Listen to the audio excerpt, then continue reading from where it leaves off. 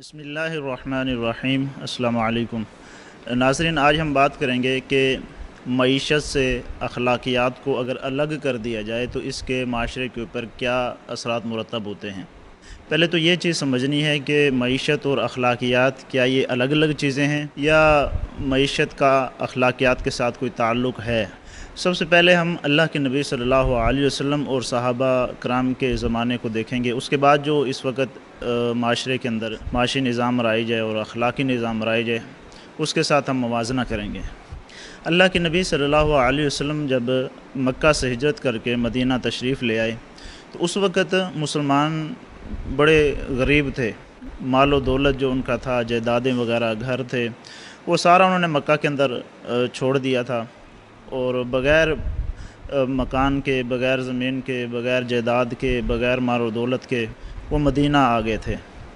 تو اس وقت بڑے غریب تھے اور یہ جو غربت تھی یہ تقریباً 6-7 سال تک رہی۔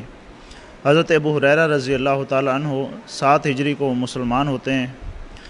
حضرت ابو ہریرہ رضی اللہ تعالیٰ عنہ کی کنڈیشن یہ تھی کہ بھوک کی وجہ سے وہ بے ہوش ہو جایا کرتے تھے، اور لوگ کہتے تھے کہ یہ کوئی مجنون ہے یا دیوانہ ہے۔ حضرت ابو ہریرہ رضی اللہ تعالیٰ عنہ فرماتے کہ نہیں، میں بھوک کی وجہ سے بے ہوش ہوا تھا، مجھے کوئی ذہنی کوئی اس طرح کی پرابلم نہیں ہے۔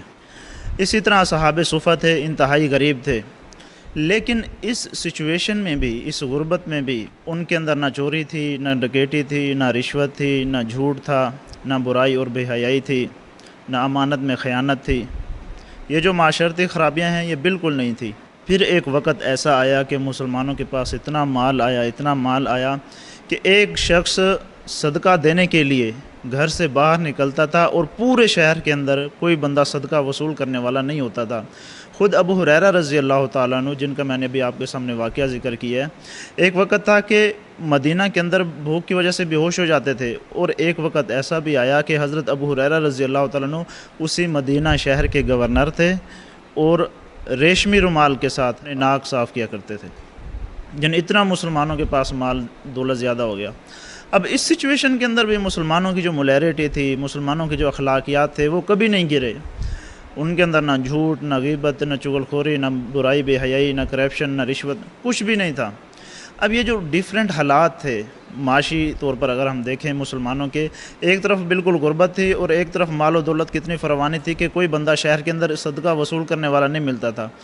ان دو مختلف سچویشن میں بھی مسلمانوں کے جو اخلاقیات تھے وہ بلند رہے، وہ اخلاق اعلیٰ معیار پر قائم تھے۔ تو اس سے یہ معلوم ہوتا ہے کہ مسلمانوں کی جو ترجیحات تھی وہ ہمیشہ اخلاقیات رہی ہیں۔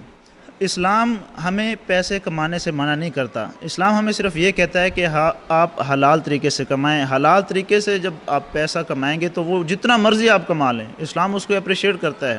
آپ ایک ٹھیک اور جائز طریقے سے اربوں روپے کما لیں تو آپ کے لیے ٹھیک ہے، اسلام اس سے منع نہیں کرتا، لیکن اسلام ترجیحات میں اخلاقیات، مولیرٹی کو رکھتا ہے۔ اور اس وقت صحابہ کرام کے دور میں، اللہ کے نبی صلی اللہ علیہ وسلم کے دور میں، جو لوگوں کے ایک دوسرے کے ساتھ تعلقات ہوتے تھے وہ ایمان کی بنیاد پر ہوتے تھے، جس میں محبت تھی، ایثار تھا، قربانی کا جذبہ تھا، ایک دوسرے کی معاونت کرنے کا ایک احساس تھا۔ اب ہم جدید دور کو دیکھیں تو اس وقت جو ہمارا معاشی نظام ہے اس نے اخلاقیات کو معیشت سے الگ کر دیا ہے، جس کی وجہ سے جو ایمان تھا، جو ایک روحانیت تھی وہ ختم ہوتی گئی اور لوگوں کے دل و دماغ میں مادیت پرستی کا رجحان بڑھتا گیا۔ جب مادیت پرستی کا رجحان بڑھتا گیا تو ہر بندے کا فوکس یہ رہ گیا کہ اب صرف میں نے پیسہ کمانا ہے، چاہے وہ حلال طریقے سے کماؤں، حرام طریقے سے کماؤں، بغیر فرق کیے اس کی ترجیح یہ ہوتی ہے کہ میں صرف پیسہ کما لوں۔ اس میں نہ وہ مولیرٹی کا لحاظ رکھتا ہے، جھوٹ، رشوت، بددیانتی، امانت میں خیانت، کرپشن، چوری، ڈکیٹی، اس طرح کی جو معاشرتی خرابیاں ہیں ہمارے معاشرے کے اندر بہت زیادہ بڑھتی جا رہی ہیں، کیونکہ ہم نے ترجیح میں ایمان کو، مولیرٹی کو تو رکھا نہیں، ترجیح میں ہم نے رکھا پیسے کو۔ جب پیسہ ترجیح بن گیا تو پھر پیسے کے حصول کے لیے ہم نے جو اصل چیز تھی، روحانیت تھی، جو تقوی اور ایمان تھا، اس کو ہم نے ثانوی حیثیت دے دی۔ پھر اس سوسائٹی کے اندر جو ایک سرمایہ دارانہ سوسائٹی ہوتی ہے جس میں ترجیح پیسہ ہوتا ہے، مادیت پرستی کا رجحان غالب ہوتا ہے، اس میں جب معاشرے کے اندر لوگوں کے ایک دوسرے کے ساتھ تعلقات بنتے ہیں وہ محبت، ایثار، ایمان اس کی بنیاد پر نہیں بنتے، بلکہ وہ پیسے کی بنیاد پر بنتے ہیں، جس کی وجہ سے جو اخلاقیات ہیں وہ پائیدار اور مضبوط نہیں رہتی بلکہ وقتی اور ایک عارضی بن جاتی ہیں۔ اس کی میں دو مثالیں دے کے آپ کو اپنی بات ختم کرنا چاہوں گا۔ ایک عام لوکل بس کا جو کنڈکٹر ہوتا ہے، اس کو جب سواریوں کی ضرورت پڑتی ہے، اس کی بس کے اندر سیٹیں خالی ہوتی ہیں، تو وہ ہر ایک سواری کی بڑی رسپیکٹ کرتا ہے، اس کا بیگ اٹھا کے گاڑی میں رکھے گا، بڑے ادب و احترام اور پروٹوکول کے ساتھ اس کو گاڑی میں بٹھائے گا۔ اب یہی ڈرائیور، یہی کنڈکٹر جب ان کی بس فل ہوتی ہے، کوئی سیٹ خالی نہیں ہوتی، پھر سواریوں کے ساتھ ان کا آپ رویہ دیکھا کریں، یہ دھکے دے کے باہر نکالتے ہیں۔ تو یہ جو کنڈکٹر کا سواریوں کے ساتھ یہ جو تعلق ہے، یہ پیسے کی بنیاد پر ہے۔ جب پیسے کی بنیاد پر آپ لوگوں سے تعلقات رکھیں گے تو آپ کی جو اخلاقیات ہیں وہ وقتی اور عارضی ہوں گی۔ اسلام کہتا ہے کہ آپ کو سواریوں کی ضرورت ہو یا نہ ہو، آپ کا جو اخلاق ہے، اخلاقی معیار ہے، وہ ہمیشہ ایک جیسا رہنا چاہیے۔ لیکن پیسے کی بنیاد پر بننے والا جو تعلق ہوتا ہے وہ ایک منٹ میں تبدیل ہو جاتا ہے۔ اس کی دوسری مثال اور آخری مثال میں آپ کو دے کے بات سمجھانا چاہوں گا کہ 2 سال پہلے سردیوں کے موسم میں سانحہ مری ہوا تھا، لوگ برف میں دھنس گئے تھے، 25 سے 30 لوگوں کی ہلاکت ہو گئی تھی۔ اس وقت جو وہاں کے ہوٹل کے مالکان تھے، ہوٹل کے ایک کمرے کی جو قیمت ہے ایک رات کی، وہ اگر 8,000 ہے، 10,000 ہے، تو انہوں نے 40-50 ہزار کر دی، 3-4 گنا بڑھا دیں۔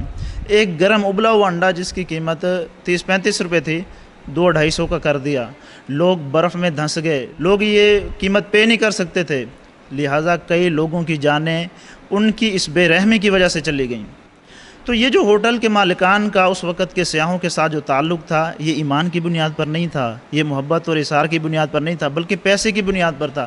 تو جب ترجیح میں پیسہ آ جائے تو پھر حیا، اخلاقیات، مولیرٹی، ایمان، تقوی، اثار کا جو ایک جذبہ ہے، ہمدردی کا جو جذبہ ہے، اس کی آپ کے ہاں پھر ثانوی حیثیت رہ جاتی ہے۔